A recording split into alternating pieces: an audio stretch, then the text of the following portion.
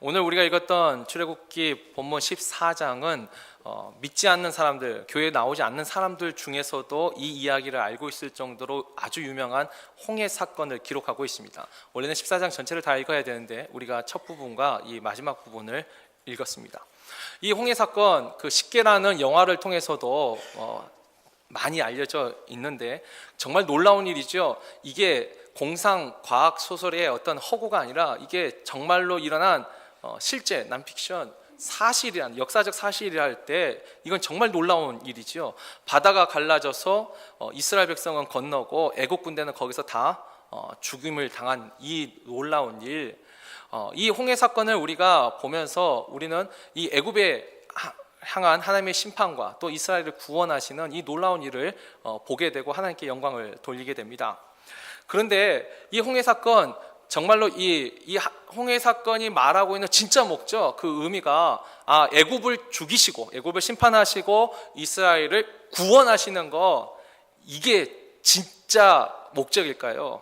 아마 이건 세상 사람들도 이 정도는 아는 거죠. 그러니까 하나님의 놀라운 능력, 한쪽은 죽이시고 한쪽은 살리시는 이 하나님의 놀라운 능력, 기적, 애굽에 대한 심판, 이스라엘 구원, 이것만을 이 홍해가 우리에게 말하고 있는 것일까요? 오늘 이제 우리는 이 홍해 사건을 이제 하나님이 우리에게 알려주신 그 말씀의 빛으로 좀 더 깊이 묵상하고 이 홍해 사건이 가지고 있는 참된 의미에 대해서 우리가 한번 생각하고 은혜를 나누고자 합니다. 먼저 이 홍해 사건 자체를 우리가 다시 한번 돌이켜보면 이 홍해 사건은 하나님이 일부러 계획하신 일이라는 것을 알게 됩니다. 이 홍해는 애굽에서 나온 이스라엘 백성이 가다가 바다가 막혀서 거기서 죽을 뻔했다가 살아난 이야기가 아니고 이미 하나님이 이걸 목적을 가지고 일부러 계획하셨다는 것을 우리가 알게 되는데, 오늘 우리가 읽었던 본문 1절 또 2절을 보면 여호와께서 모세에게 명령하여 이르시되, 말씀하여 이르시되 모세에게 명령하셨어요. 뭐라고 하셨냐면 이스라엘 자손에게 명령하여 돌이켜 이 바닷가에 장막을 치게 하라. 이 돌이켜라는 말이 있습니다. 원래 이스라엘 백성이 애굽에서 나와서 가려던 길은 다른 길이 있었어요. 근데 하나님이 그 길을 돌이키라라고 말씀을 하셨어요. 우리가 이 하나님이 이스라엘 백성을 이 홍해 앞으로 인도하실 때에 이유가 또 하나 기록이 되어 있는데, 출애굽기 13장 17절 18절을 보면은 이렇게 기록이 되어 있죠. 이 바로가 백성을 보낸 후에 블레셋 사람의 땅의 길은 가까울지라도 하나님이 그들을 그 길로 인도하지 아니하셨으니 이는 하나님이 말씀하시기를 이 백성이 전쟁을 하게 되면 마음을 돌이켜 애굽으로 돌아갈까 하셨음이라. 그러므로 하나님이 홍해의 광야길로 돌려 백성을 인도하심에, 하나님께서 이 이스라엘 백성을 원래 애굽에서 나와서 어디로 인도하시려고 했죠? 가나안 땅으로 인도하시려고 했어요. 이게 진짜 목적이죠. 하나님이 약속한 그 땅, 아브라함과 이삭과 야곱에게 약속하신 그 땅으로 가는 게 진짜 목적인데, 이 애굽에서 이 가나안 땅으로 가는 지름길이 있어요. 빨리 가는 길이 이 블레셋 해안 평야길이 가장 짧은 길입니다. 그러니까 이쪽으로 가면 10하루길이면, 걸어서도 10하루면 가나안 땅에 들어갈 수 있습니다. 아마 모세도 애굽에서 나올 때 이 백성을 데리고 하나님이 목적한 약속의 땅으로 빨리 가야 되니까 아마 이 길을 선택해서 갔었던 것 같아요. 근데 하나님이 말씀하시죠. 돌이키라고 방향을 돌렸습니다. 그래서 이 길로 그러니까 전쟁, 블레셋과의 전쟁도 분명히 있었어요. 근데 이미 하나님이 분명한 목적을 가지고 돌이켜 이 홍해 광야길로 들어가게 했습니다. 그리고 이 홍해 광야길로 들어갔을 때 또 오늘 이제 다시 3절 우리 본문에 보면 이 바로가 이스라엘 자손에 대하여 말하기를 그들이 그 땅에서 멀리 떠나 광야에 갇힌 바 되었다 하리라. 이 블레셋 해안 평야길은 가나안까지 가는 길이지만 지금 이 홍해로 가는 광야길은 홍해가 길을 막고 있어요. 그러니까 막다른 곳이죠. 그러니까 바로가 봐도 이건 갇힌 거예요. 멍청한 길이죠. 근데 하나님이 일부러 그 길로 돌아가게 하고 있는 거죠. 가까운 길을 가고 있는데 돌이켜서. 그러면서 4절에 하나님이 분명히 그 이유를 말씀하시는데, 아까 전쟁 때문에 대한 것은 이스라엘 자손에 대한 배려인 것이고, 진짜 목적은 이거죠. 내가 바로의 마음을 완악하게 한즉 바로가 그들의 뒤를 따르리니 내가 그와 그의 온 군대로 말미암아 영광을 얻어 애굽 사람들이 나를 여호와인 줄 알게 하리라 하시매 무리가 그대로 행하니라. 우리가 이 출애굽의 10가지 재앙의 말씀을 6주 전부터 듣고 있었는데 그때도 처음 말씀드렸죠. 이 출애굽의 10가지 재앙은 단순히 이스라엘 백성을 애굽에서 건져내는 것이 목적이 아니고 그것은 하나의 과정이죠. 진짜 목적은 하나님을 이스라엘과 애굽 양쪽 모두가 여호와인 줄 아는 것이 진짜 목적이죠. 하나님을 바르게 아는 것이 진짜 목적이에요. 그러니까 우리는 우리 입장에서 구원해 주시는 것이 목적이라 생각하는데 아니요. 하나님 입장에서는 하나님을 알리는 것, 바르게 아는 것이 진짜 목적. 그러니까 처음 출발 10가지 재앙에서도 하나님의 목적은 내가 여호와인 줄 알리라였고 지금 홍해 사건의 목적도 내가 여호와인 줄 알리라라는 말씀이죠. 이 이유 때문에 하나님은 이스라엘 백성을 블레셋 해안 평야 길이 아니라 이 홍해 광야 길로 일부러 인도하셨습니다. 그리고 누구나 알다시피 이 바로도 이들이 광야에 갇힌 바 되었구나, 우리가 그들을 따라잡을 수 있다 하고 뒤에 군대가 이제 추격해 오지요. 그리고 우리가 너무나 잘 알다시피 그 추격해 오는 애굽의 군대를 보고 이스라엘 백성이 우리는 다 죽었구나, 이 걱정과 불안에 있을 적에, 근데 하나님의 그 구름 기둥과 불 기둥이 애굽과 이스라엘 그 사이에 있어서 다가서지 못했습니다. 그러나 이 해가 뜨고 이제 새벽이 되었을 적에 드디어 이 이스라엘 백성이 홍해 바다를 건너가게 되죠. 바다가 열린 것을 보고 밤새도록 하나님이 길을 만드셨고 새벽에 이제 그걸 보고 이스라엘 백성은 이제 걸어갑니다. 그리고 애국 군대가 뒤따라 들어갑니다. 근데 여기서 한번 상상을 하실 필요가 있습니다. 우리가 10계라는 그 영화를 보신 분이 계실 거예요. 많이 보셨죠? 10계. 거기 보면 이제 잘못된 건 이제 성경과 다른 이야기는 영화기 때문에 모세가 지팡이를 탁 드니까 바다가 촤촤촤촤촤 이렇게 열리죠. 요건 성경의 역사는 아니죠. 성경은 한 번에 열리지 않고 밤새도록 조금씩 열립니다. 그러니까 새벽에 그걸 보게 된 거죠. 그러니까 지팡이를 들어가지고 열린 걸 본 게 아니라 이미 모세는 지팡이를 들고 있었고 계속 열리는 것을 새벽에 이제 확인을 하고 들어서는 거죠. 그리고 또 이제 두 번째 영화에서 잘못한 것은 이스라엘 백성이 다 건넌 다음에 애국 군대가 바다에 있을 적에 바닷물이 다 덮입니다. 근데 실제로 이스라엘 백성이 다 건넌 다음에 애국 군대가 따라 들어왔을까요? 아니요. 성경은 그렇게 말하지 않습니다. 이스라엘 백성이 홍해를 건너고 뒤따라 추격해서 같이 들어갑니다. 그러니까 이 홍해 바다에 이스라엘과 애굽이 같이 있었습니다. 그러니까 이스라엘 백성 다 빠져난 다음에 애굽 들어와서 덮인 것이 아니고 같이 있었어요. 이 같이 있었을 적에 이 애굽 사람들이 말을 달려서 달려가면서 어떤 생각을 했을까요? 이제 너희들 다 죽었어. 이제 곧 잡힐 거야. 곧 잡을 수 있어 라고 달려들고, 이스라엘 백성은 또 어떡할까요? 뒤에 쫓아오는 군대를 보고 이제 잡히겠다. 얼마나 불안했겠습니까? 그런데 그 사이에 애국 군대가 이스라엘을 치지 못했어요. 왜요? 그 사이에 하나님이 계셨어요. 성경은 오늘 본문에도 나오지만 불기둥과 구름기둥이 그 사이에 있었고, 또 하나 병거의 바퀴가 자꾸 벗겨지는 거예요. 하나님이 그것을 혼란하게 만들었죠. 애국 군대를. 그러니까 애국 군대가 곧 잡을 수 있을 것, 곧 죽일 수 있을 것 같고 곧 따라잡을 것 같은데 못 가는 거예요. 하나님이 그 사이에 있으니까. 그래서 그들이 두려움을 찾아오죠. 여호와가 이들을 위하여 우리와 싸우는구나. 도망가자라는 말을 합니다. 그러니까 이게 쫓아오다가 그냥 한꺼번에 죽은 게 아니라 이미 하나님이 혼란스럽게 할 때 도망가자 하고 이제 방향을 바꿔서 도망가기 시작할 때 물이 덮입니다. 그러니까 이 물이 덮일 때 한 번에 확 덮인 게 아니고, 이건 이제 저의 상상인데, 이스라엘 백성이 있는 쪽, 애국 군대가 있는 쪽 가운데서부터 물이 덮여서 갔을 것 같아요. 다시 말해서 이 홍해 사건, 홍해 바다는 삶과 죽음이 같이 있었습니다. 애국 군대와 이스라엘이 같이 있었습니다. 그런데 그 경계에 누가 계셨냐면 하나님이 계셨습니다. 곧 잡을 수 있을 것 같고 곧 잡힐 것 같았지만 그러지 못했던 거, 그 사이에 하나님이 계셨죠. 결국 이 홍해 사건은 애굽은 죽고 이스라엘은 살았다, 이건 우리의 관점에서 하는 말이고, 정말 이 홍해 사건에서 정말 중요한 건 뭐죠? 삶과 죽음, 그 심판과 구원의 경계에 서신 하나님을 아는 거였습니다. 하나님이 구원자 되시고 하나님이 심판자 되신다는 것을 선언하고 있는 것이 바로 이 홍해 사건이지요.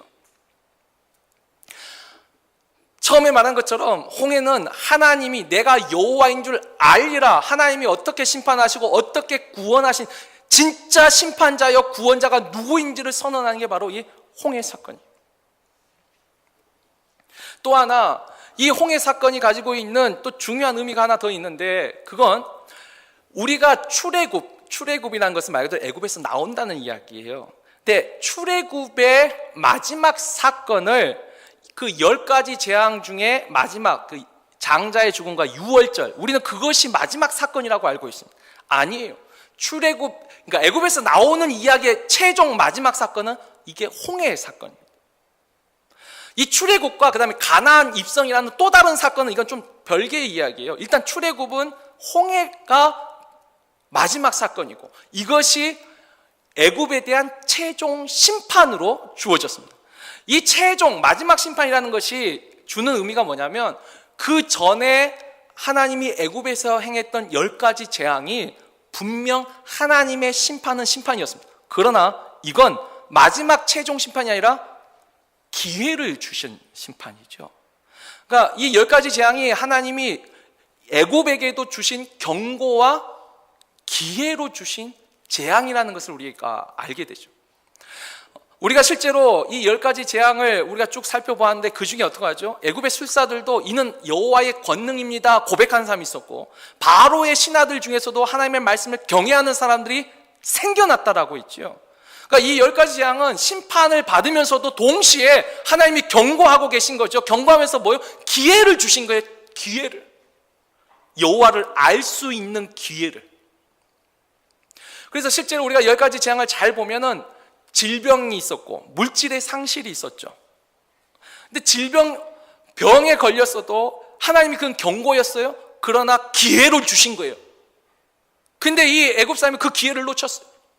물질을 걷어가셨어요. 분명히 재앙이에요. 그러나 경고의 기회도 담겨 있었어요. 근데 그걸 또 놓쳤어요. 아들이 죽었습니다. 장자의 죽음. 물론 그 죽음이 자기가 죽는 그 죽음보다 더 고통스러운 건 사실이에요. 왜? 미래가 끊겼으니까, 대가 끊겼으니까, 영생을 잃었으니까. 그러나 아직 자기는 안 죽었습니다. 이 10가지 재앙의 특징이 뭐냐면, 아직 자기는 죽지 않았어요. 하나님이 주신 경고임에도 불구하고 그것을, 그 기회를 잡지 못했던 사람들이 이 마지막 홍해 바다에서, 홍해 사건에서 하나님의 최종 심판을 받고 있는 것이지요. 결국 이 홍해 사건이 가지고 있는 거, 애굽의 심판과 이스라엘 구원이 아니고 하나님이 구원자가 되시고 하나님이 심판자가 되신다는 거, 그것을 선언하고 있고, 또 하나, 하나님이 심판하기 전에 이미 기회를 주셨다는 거예요. 경고하셨다는 거예요. 알려주셨다는 거예요. 질병을 통하여서, 물질의 손실을 통하여서, 너의 주변 사람들의 죽음을 통하여서 알려주셨다는 거예요. 그러나 그 기회를 놓쳤을 적에 하나님이 최종 심판을 하신다는 거, 이게 홍해가 가지고 있는, 일단 우리가 1차적으로 볼 수 있는 홍해 사건의 의미이죠. 하나님이 주권자가 되신다는. 그런데 여기서 이제 우리가 이 홍해 사건을 한 번 더 좀 더 깊게 묵상할 또 필요가 있습니다. 여기까지는 그래도 어느 정도 다 알 수 있습니다. 하나님이 심판자 되시고 구원자 되신다는 거, 또 10가지 재앙이 재앙뿐만 아니라 기회가 되었다는 거, 뭐 여기까지는 그래도 어느 정도 알 수 있는데, 우리가 한 번 더 이 홍해를 좀 더 깊게 묵상하면 이 속에 더 큰 하나님의 뜻이 담겨져 있지요. 우리는 이 홍해를 건넌 사람들에 대해서 이제 좀 더 깊게 생각을 해봐야 되겠습니다. 여러분, 홍해를 건넌 사람들, 이렇게 살아난 사람들은 다 이스라엘 사람들, 유대인들만 살아났을까요? 이 홍해를 유대인들만 건넜을까요? No! 아니에요. 우리가 출애굽기 12장 37장 48절 보면 그 10번째 재앙, 그 장자의 죽음 후에 이스라엘 백성이 애굽에서 나오지요. 근데 그 나올 때 장면을 잘 보시면 아주 중요한 단어가 있어요. 자, 이스라엘 자손이 라암셋을 떠나서 숫곳에 이르니 유아 외에 보행하는 장정이 60만 가량이요 수많은 잡족과 양과 소와 심이 많은 같이 그들과 함께하였다. 여기 중요한 단어는 수많은 잡족이라는 단어. 이스라엘 백성만 애굽에서 나온 것이 아닙니다. 애굽에서 나올 때 수많은 다른 이방인들도 잡족도 다른 민족이 같이 따라 나왔어요. 나올 때 이미 같이 나왔어요. 그리고 그 밑에 48절 49절 보면 그 유월절 규례, 이스라엘에서 아직은 율법을 받지 않을 때죠. 시내산에서 이스라엘에게서 가장 중요한 하나님의 언약은 바로 이 유월절인데, 이 유월절 언약에 있어서 이미 하나님이 어떻게 말씀하시죠? 잘 보세요. 너희와 함께 거류하는 타국인이 여호와의 유월절을 지키고자 하거든 그 모든 남자는 할례를 받은 후에야 가까이 하여 지킬지니 곧 그는 본토인과 같이 될 것이나 할례 받지 못한 자는 먹지 못할 것이니라. 본토인에게나 너희 중에 거류하는 이방인에게 이 법이 동일하니라 하셨으므로, 하나님이 유월절 법을 가르칠 때 이미 유대인들만 있는 게 아니라 함께 거주하는 타국인 이방인들에게도 이 법이 동일하다고 했어요. 뭐만 지키면? 할례만 지키면. 이게 뭐죠? 하나님의 백성으로서의 그 표식을 가지고만 있다면 이방인이나 유대인이나 구분할 것 없이 같은 하나님의 백성으로 인정해 주신 거예요. 나올 때 같이 나왔고 유월절 법도 같이 지켰습니다. 이들이 같이 홍해를 건넜다는 것입니다. 홍해는 유대인들만 건넌 것이 아니에요. 근데 이 유대인들이 근데 하나 이제 실수하는 거, 지금도 실수하는 게 뭐냐면, 다행히 그들은 성경을 가감하지 않았어요. 이 부분을 빼지 않았어요. 그들이 가지고 있는 구약 성경에도 이 대목은 그대로 있습니다. 근데 그들은 여전히 이방인이 그때 홍해를 같이 건넜다는 것을 인정을 하지 않죠. 유대인들만 건넜다는, 이게 이제 그들의 이제 문제인 거고. 그러나 이미 구약 때도 이미 이방인들 중에서 하나님을 경외하는 사람들은 홍해를 같이 건넜어요. 유월절 법에 같이 포함되었습니다. 그리고 또 우리가 자막은 없지만 신명기에 모세가 율법을 받을 때에 여호와의 회중에 들어오지 못하는 사람으로 모압과 암몬 자손은 선을 딱 그었어요. 이 사람은 절대로 여호와 회중에 들어오지 못한다. 근데 이거 거꾸로 말하면 뭐죠? 모압과 암몬 사람 위에 다른 사람들은 여호와 회중에 들어올 수 있었다는 것입니다. 구체적인 예가 모세가 나중에 이제 십보라가 죽고 나서 결혼한 구스 여인이 있죠. 이 구스 여인은 지금의 이디오피아 사람이에요. 그러니까 구스 사람도 그때 같이 나왔고 모세와 결혼했는데, 모세와 결혼할 때 이방인과 결혼한 게 아니라 그가 이미 하나님의 백성으로 인정된 거예요. 유대인 그 회중 안에 있었다는 거예요. 구스인들이. 홍해를 같이 건넜을 뿐만 아니라 광야에서도 같이 있었어요. 더 중요한 건 가나안 땅에 들어갔을 때, 우리는 가나안 땅에 들어간 사람이 여호수아와 갈렙 두 사람밖에 없다고 생각하는데 두 사람만 들어간 게 아니죠. 20세 이하의 자녀들이 들어갔었습니다. 그런데요, 거기서도 아주 중요한 사실이 하나 있는데, 여호수아 8장 33절을 볼까요? 가나안 땅에 들어갔을 적에 이 이스라엘 민족이 이 하나님의 명령대로 에발산과 그리심산에 가서 축복과 저주를 선언합니다. 이제는 지금 들어갔어요. 들어가기 전이 아니라 이미 들어갔어요. 자, 들어갔는데 거기 잘 보세요. 온 이스라엘과 그 장로들과 관리들과 재판장들과 본토인뿐 아니라 이방인까지 여호와의 언약궤를 맨 레위 사람 제사장들 앞에서 궤 좌우에 서되 절반은 그리심산에 절반은 에발산에 섰으니, 누가 옆에 서 있어요? 이스라엘의 장로와 그리고 제사장들, 관리만 선 게 아니라 이방인도 같이 하나님의 언약궤 앞에 서 있었어요. 홍해를 건너서 가나안까지 들어간 이방인들이 있었다는 것입니다. 심지어 그 다음에 솔로몬의 일꾼들이라고 성경에 나타나는 에스라, 느헤미야 포로 귀환 시대까지 나타날 때 이들은 다 이방인들이었어요. 다윗이 압살롬에게서 도망가서 예루살렘에 떠날 때 제일 앞에 앞장섰던 사람들이 가드 사람, 블레셋 사람들이 앞장섰었어요. 이 이스라엘 유대 역사 속에 이방인들이 같이 가고 있습니다. 자기들이 지금 그걸 계속 부인하는 것이지, 근데 성경 기록 자체도 계속 남아 있어요. 이 홍해 사건 속에 우리는 홍해를 건넌 이방인들에 대해서 주목해야 됩니다. 그들은 홍해를 건넜을 뿐만 아니라 가나안 땅까지도 도착했습니다. 근데 또 한 사람, 우리가 또 한 무리를 기억해야 되는데, 홍해를 건넜지만 광야에서 죽은 사람들이 있습니다. 이 광야에서 죽은 사람들도 두 종류로 나눠집니다. 하나는 이 공동체가 전체가 하나님께 범죄했기 때문에 하나님 약속의 땅에 들어가지 못하고 그냥 뼈를 묻어서 공동체 죄 때문에 같이 죽은 사람들이 있었어요. 뭐 그 대표적인 사람이 이제 모세죠. 모세도 결국 못 들어갔어요. 근데 모세뿐만 아니라 아론도 못 들어갔죠. 근데 그 사람들 다 가나안 땅에는 못 들어갔지만 영원한 하나님 나라에 못 들어갔을까요? 아니요. 그들은 영원한 하나님 나라에 들어갔습니다. 그런데 가나안 땅에도 못 들어가고 영원한 하나님 나라에는 못 들어간 홍해를 건넌 사람들 중에 가나안 땅도 못 들어가고 하나님 나라에도 못 들어간 사람들이 있었습니다. 이게 굉장히 중요하죠. 우리가 실제로 홍해를 다 건넜습니다. 홍해를 다 건넜는데 그 중에 광야에서 죽은 사람들 중에 어떤 사람이 있죠? 오늘 우리가 읽은 본문은 출애굽 14장인데 그 바로 다음에 16장에 보면 이 만나와 메추라기 이야기가 나옵니다. 만나와 메추라기 이야기를 잘 보면 그저 우리가 굶주렸을 적에 하나님이 먹을 걸 주셨습니다. 근데 이걸로만 끝난 게 아니라, 은혜로만 끝난 게 아니라 고기를, 특히 메추라기를 원했을 때는 그 속에 탐욕을 가진 사람들이 있었습니다.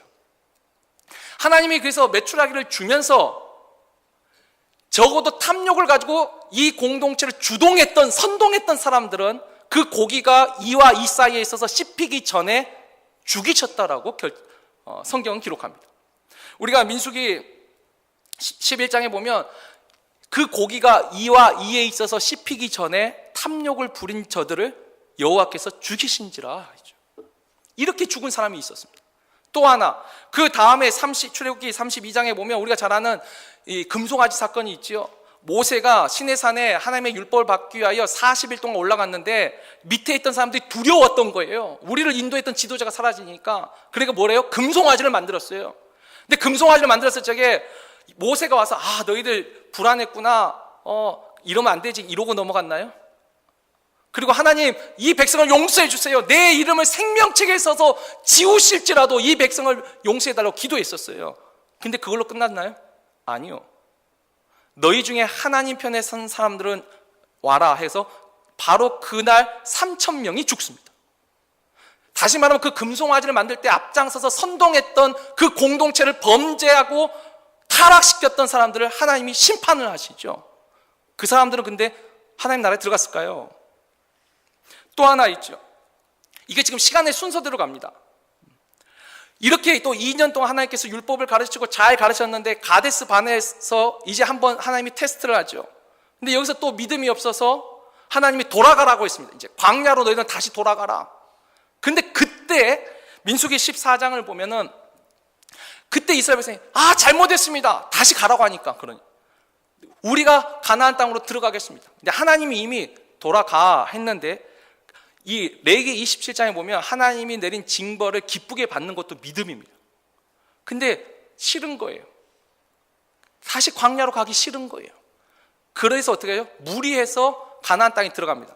그리고 우리가 가나안 전쟁에서 첫 번째 전투는, 가나안 사람과 첫 번째 전투가 여리고 전투가 아니에요. 진짜 첫 번째 전투가 이 가데스 바네아에서 애굽에서 나오고 2년 흐른 뒤 한 번 있었어요. 이때 이스라엘 백성이 죽습니다. 전쟁에서 패해가지고. 이때도 사람들이 죽어요. 불순종해서 하나님이 가지 말라고 하는데도 끝까지 가다가 죽습니다. 또 그들이 이제 이렇게 이 사건 위에 또 돌아와가지고 그 다음에 나온 게 이제 고라와 다단과 아비람의 반역 사건이 있죠. 고라와 다단이 뭐라고 하죠? 너만 하나님의 소리를 듣느냐? 너를 믿고 왔는데 결국 우리 광야에서 죽게 하는 거 아니냐? 이 지도자에 대한 불신을 가지고 거기에 반역을 하죠. 그때 하나님이 어떻게 하죠? 땅이 벌려서, 입을 벌려서 그들을 다 덮어버립니다. 근데 그 사건도 잘 보면 거기에 지진으로 죽은 사람만 있는 게 아니라 하나님 앞에 향로를 들고 있었던, 자기들도 제사장 하겠다고 향로를 들고 있던 150명은 하나님의 불에, 그 향로의 불에 타 죽게 하십니다. 우리가 이 사건들을 보면, 물론 또 이 사건에 하나님의 은혜가 있어요. 다단과 아비람은 그 자손까지 다 죽습니다. 왜? 그 아버지를 떠나지 않았으니까. 그러나 고라의 자손은 아버지를 떠납니다. 그래서 그 후에 보면 고라의 자손이 여전히 제사장으로서 찬양대 다윗의 찬양대에 고라의 후손이 서 있습니다. 그러니까 이 속에도 하나님의 은혜가 있었어요. 분명히 갈라지고 있습니다. 지금 이와 같은 사건들을 우리가 한번 또 이것뿐만 아니라 노뱀 사건도 있지요. 하나님이 원망하는 그 자손들을 징벌할 때 노뱀을 보면 사는데 안 보고 죽은 사람들도 있었을 것입니다. 근데 이 숫자들, 자, 예전에는 이 인구를 셀 때 남자만 셌어요. 그러니까 60만 명이라고 했죠. 근데 성경에 기록된 아까 금송아지 사건을 죽은 사람은 3,000명이 죽습니다. 이 고라와 다단의 자손 그 사건 때는 최소 500명이 죽습니다. 이것뿐만 아니라 메추라기 사건이나 가데스 바네아에서 그 불순종에서 죽은 사람이나 하면 이 숫자가 결코 작은 숫자가 아닙니다. 굉장히 생각보다 많은 사람이 가나안 땅에도 못 들어갔을 뿐만 아니라 그냥 광야에서 하나님 앞에 반역하고 불순종하다가 죽는 그 죽음이 기록되어 있죠. 영원한 하나님 나라까지도 못 들어간 거예요. 홍해는 건넜지만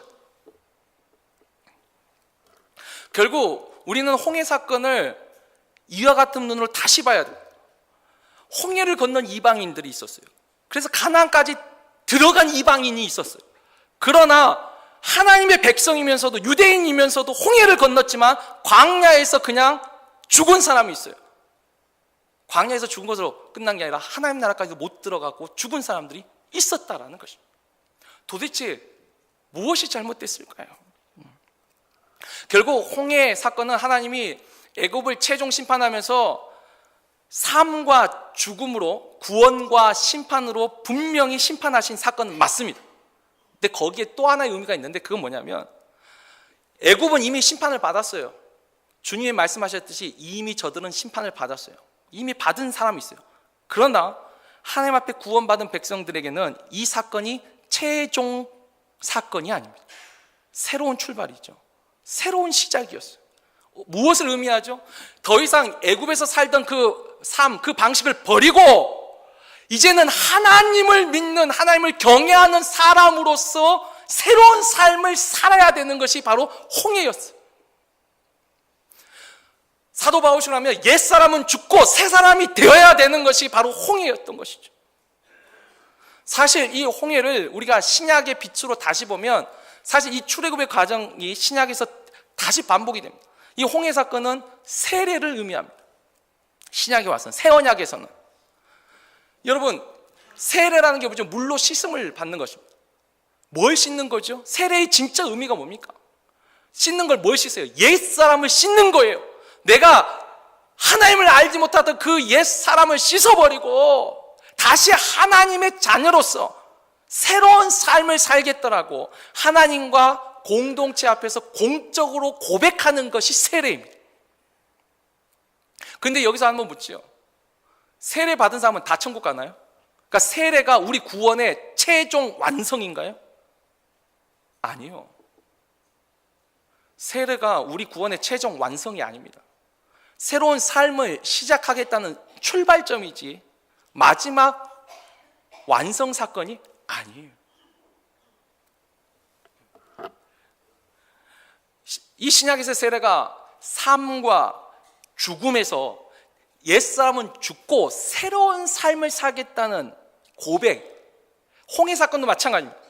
애굽은 심판을 받았고 구원받은 우리는 이제 하나님의 백성으로 하나님을 경외하며 하나님을 바르게 하는 삶을 살겠다라는 새로운 출발점이 홍해 사건이에요. 홍해가 완성이 아니에요. 가나안 땅에 아직 들어간 게 아니에요. 중간에 죽은 사람들이 있어요. 결국 우리가 하나님의 이제 또 마지막 심판이 있죠. 최종 심판. 신약에 있어도 하나님의 마지막 최종 심판은 우리가 요한계시록 20장에서 보게 되죠. 우리가 그 흰 보자라 해서 백보자 심판이라고 하는데 하나님의 말씀하는 최종 심판을 잘 보십시오. 자, 또 내가 보니 죽은 자들이 큰 자나 작은 자나 그 보좌 앞에 서 있는데 책들이 펴 있고 또 다른 책이 펴졌으니 곧 생명책이라 죽은 자들이 자기 행위를 따라 책들에 기록된 대로 심판을 받으니. 두 종류의 책이 나오죠. 하나는 생명책이 있고 하나는 행위를 기록한 책들이 있습니다. 중요한 건요, 하나님이 생명책에 이름을 기록했지만 그 책들에 기록된 행위를 보고 같이 심판을 하세요. 결국 이건 뭐죠? 하나님을 바르게 알고 경외한 삶의 구별을 통해서 심판하신다는 것. 우리가 하나님의 구원을 믿음으로, 우리가 구원받고 믿음으로 심판을 받습니다. 맞습니다. 그러나요? 참된 믿음은 반드시 바른 열매를 가져오게 되어 있습니다. 이 두 가지가 같이 있는 것이죠. 그러니까 출애굽에서도 하나님의 진짜 목적은 하나님을 바르게 아는 거예요. 내가 믿고 싶은 하나님만, 이 부분만을 아는 것이 아니라 하나님이 어떤 분인지를 바르게 알고 그를 경외하는 삶을 사는 거. 이게 진짜 홍해가 가지고 있는 진짜 의미지요. 내가 홍해에서 구원받았다 해가지고 이제 그걸로 다 끝난 건가요? 아니요. 이제 시작하는 거예요. 이제 하나님을 바르게 알고, 이 삶과 죽음의 경계에 서신 참된 구원자와 심판자이신 하나님, 그 하나님 앞에 내가 부끄럽지 않도록 살아야겠구나. 새로운 삶을 산 사람들은 가나안 땅까지 들어갔고 그 영원한 하나님 나라까지 들어갔지만 그 구원을 체험하고도 여전히 자기 자신의 그 탐욕, 욕망, 자기가 하고 싶은 것이 있거든요. 때로는 두려움, 그 염려 때문에, 때로는 너만 하나님 말씀을 듣느냐, 하나님이 세우신 그 질서와 권위보다 내가 우선이, 이것 때문에, 때로는 불순종 때문에 하나님이 아니라고 말했는데도 끝까지 하려고 하니까. 근데 이 모든 특징이 뭐예요? 다 내가 살아있는 것입니다. 그랬을 적에 그들은 광야에서 죽었습니다. 우리가 올 10월달 되면 십자가 복음에 대해서 들을 것입니다. 우리가 십자가에는 하나님의 은혜가 있습니다. 그런데요, 그 하나님의 은혜만 말하고 십자가가 주님의 십자가만 아는 사람이 있어요. 원래 십자가는요, 내가 그 십자가에 못 박혀야 됩니다. 성경이 말하는 십자가는 주님의 은혜의 십자가와 내가 그 십자가에 못 박혀 죽어야 되는 십자가가 같이 있습니다. 이 두 가지가 같이 이루어진 게 진짜 하나님을 아는 것이죠. 하나님의 은혜는 아는데 나는 살아있는 사람들이 있어요. 여전히 내가 살아있습니다. 내 탐욕과 내 두려움과 내 욕망과 내가 하고 싶은 것과 이것이 여전히 살아있습니다. 이 홍해 사건, 하나님은 우리에게 말씀하시죠. 이 사건으로 한 번 구원받아서 그냥 그대로 가나안까지 다 들어간 것이 아니라는 거예요. 이게 새로운 삶의 시작이었습니다. 출발이었죠. 그리고 이 믿음대로 살아간 그 사람들이, 여호수아 갈렙은 가나안 땅까지도 갔고 이 땅에서도 갔고 영원한 나라에도 들어갔고, 비록 그 공동체의 제약 때문에 가나안에는 못 들어갔어도 그 영원한 하나님 나라에 들어간 사람들이 있었고, 건넜어도 하나님 나라에도 못 들어간 사람들이 있었다라는 것입니다. 심지어 이방인들도 들어간 가나안 땅을 하나님의 선택받은 유대인으로서도 못 들어간 사람이 있었다는 거예요. 이게 이제 신약에서 동일하게 가르치고 있죠. 말씀을 맺겠습니다. 우리는 홍해 사건을 단순히 하나님이 애굽을 심판하고 이스라엘을 구원하셨다, 그 기적의 그 사건에 초점이 있는 게 아니라 하나님이 어떤 분이냐는 거. 하나님은 기회를 주셨어요. 분명히 질병을 통해서, 물질의 상실을 통해서, 또 말씀을 통해서 분명히 경고했지만 그 기회를 놓친 사람들의 최종 심판이 있었고, 또 그곳에서 구원받은 그 백성들이 여전히 하나님을 바르게 알아야 되고 하나님을 경외하는 삶을 살기를 원하셨어요. 홍해를 건넌 이방인들이 있었어요. 가나안까지 도착한 이방인이 있었어요. 그러나 광야에서 죽은 사람들이 있었습니다. 오늘 우리가 이 홍해 사건을 통하여서 하나님을 더욱 바르게 알고, 정말 이 하나님을 우리가 어떻게 믿고 어떻게 경외하며 어떻게 살아야 되는지, 또 예수 그리스도의 그 세례와 또 예수 그리스도가 십자가에 못 박혀 죽으신 그 죽음의 의미가 진짜 무엇인지 우리가 바르게 알 때 우리가 영원한 그 하나님 나라까지 도착할 줄 믿습니다. 하나만 더 기억하시고, 그런데 변화된 삶을 한다 해도 완전한 삶을 살 수 있는 사람은 이 세상에 아무도 없습니다. 중요한 건 변화되는 과정을 보면 됩니다. 열매를, 내가 어떤 열매를 지금 맺고 있는지를 보면 압니다. 내가 성령이 말하는 열매를 지금 맺고 있는지, 아니면 하나님이 기뻐하지 않는 열매를 지금 맺고 있는지 내 스스로가 그건 알 수 있다는 거예요. 그 열매를 보고 하나님, 완전하지 못해. 저도 완전하겠습니까? 그러나 그 하나님 경외하면서 한 걸음 한 걸음 한 걸음, 많이 말고 한 걸음 하나님 뜻에 가까이 갈 수 있는, 그와 같은 것으로 하나님 앞에 인정받을 수 있는, 홍해를 건너 가나안까지 이르는 그 이방인들 중에 우리들이 있기를 주의 이름으로 축원합니다.